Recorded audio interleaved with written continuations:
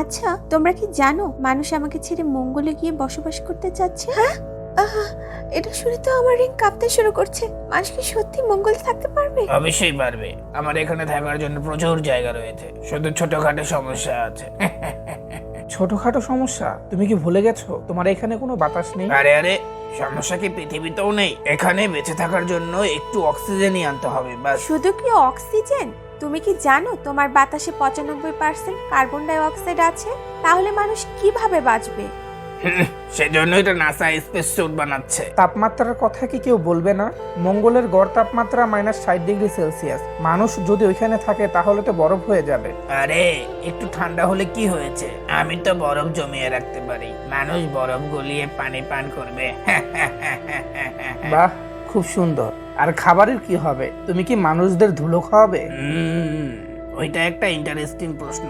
মানুষ আমার বুকে গাছ লাগাতে পারবে, হ্যাঁ, গ্রিন হাউস বানাতে পারবে। ওরা তোমার মধ্যাকর্ষণ সহ্য করতে পারবে তো? তোমার পৃথিবীর তো 37% মধ্যাকর্ষণ।